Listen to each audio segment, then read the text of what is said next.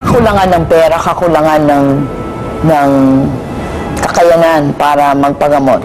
Did you ever become bitter about that? May mga sama ka rin na loob na kasi hindi mo nakikita yung buhay ng mayaman eh. Nakikita mo lang yan. Nung ako'y dumating sa UP, doon mo nakikita na hindi naman pala normal ang kahirapan. Malayo na ang narating ni Manny. Ang tanging bilyonaryo ng Senado ay ipinanganak sa isang mahirap na pamilya sa Moriones, Tondo. Pangalawa sa 9 na magkakapatid at panganay na lalaki, siya ang katulong ng ina sa pagtitinda ng hipon sa Divisoria. Isang clerk sa Bureau of Fisheries ang kanyang ama. Ang tatay ko nung kasi sa ano siya eh, empleyado siya sa Bureau of Fisheries. Nung panahon na yun, tumutulong din siya sa kanilang pamilya. 10 sila magkakapatid din eh. Kaya hindi masyado nakakatulong sa amin. Pero okay naman. Nagkakandatulog daw si Manny sa bangko sa paghihintay ng bulungan sa madaling araw. Mga bandang alas 5, ganyan, gising na, maingay na. Maraming mga dumarating na customer na namimili. So gigisingin na ako niyan para tulungan ko sa pagtitinda. Sa Divisoria, lagi raw pinapanood ni Manny ang mga negosyanteng inchik. Hinahangaan ko din sila eh, dahil asipag nila eh. Kaya doon ako nakakuha siguro na inspirasyon. Sama rin yung nanay ko. Sabi ng nanay ko, mas maganda talaga magsarili kaysa mag-empleyo. Namatay ang 6 na taong gulang na kapatid ni Manny nang hindi na ipagamot sa doktor dahil sa kahirapan. Sakit ng tiyan ang ikinamatay daw ng bata. Itinaguyod ng ina ni Manny ang 8 anak sa pag-aaral. Doon ako sa Isabelo de los Reyes nagsimula sa public school, no? Tapos, medyo hindi ko nagustuhan yung teacher ko doon. Ayoko na mag-aral.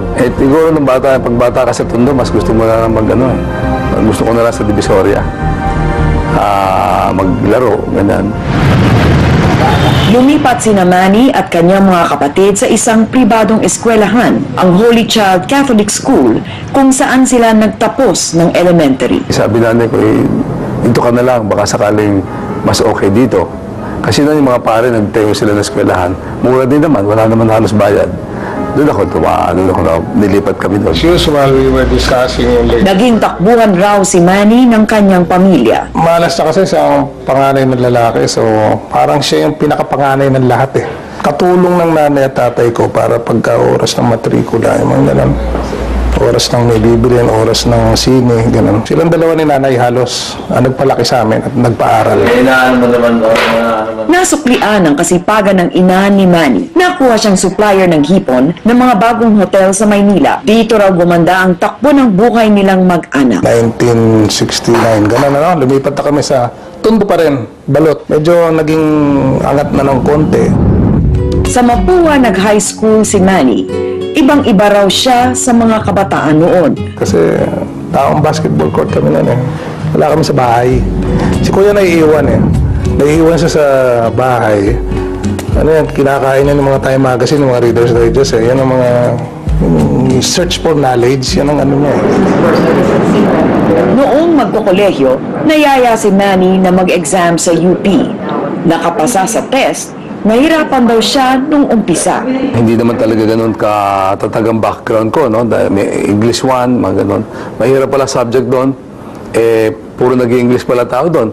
Doon naman sa Tondo, hindi naman kami nag-i-English doon. Why do you need that? Marami na mas Noong kasagsagan ng mga rally ng first quarter storm, sumasama-sama raw si Manny. Inaamin ko noong una, nakikisabay lang ako sa bus dahil libre ang bus eh. Papuntang Agripina Circle. From UP. Magra-rally. Sumasabay lang kami ng barkada ko. Tapos, siyempre yung wala naman akong gagawin, sumasabay na ako sa mga marcha. Ganon. At tapos, nakikinig ka na rin ng mga speeches. Sa UP daw siya unang namulat at nangarap. Doon ko nakita sa UP yung mga prinsipyo na dala ko naman ngayon. Kalakasan nun yung parang communism, socialism, yung mga ganyang prinsipyo. Then, napipilitan ka tuloy mag-isip na dito kami. Bakit dito kami? Sa UP din, nagkolehiyo si Jojo. Tuwing nasasangkot siya sa trouble, ang kanyang kuya raw ang unang sumasaklolo. Batuhan lang. Normal yan, yung malaking Tondo kami eh. Siya ang unang dumating. ako hindi ko alam ang gagawin ko dahil awa yan. So siyang inalalayan sa presinto. Sabi ko dyan, Joe, ako muna ang bahala rito. Ganun lang. Tapos yan ako mausap sa mga pulis. Sabi ni Jojo, laging kalmado raw si Manny. There were times na Mr. Cool tawag namin sa kanya. Meron siyang karakteristik na may mga sinasabi sa kanya na papabayaan na lang lumalabas sa kabilang tenga. Sa UP, nakilala ni Manny ang kanyang naging may bahay, si Cynthia. Yung hindi more of good in class but very good in leadership. Palagi siyang leader ng group.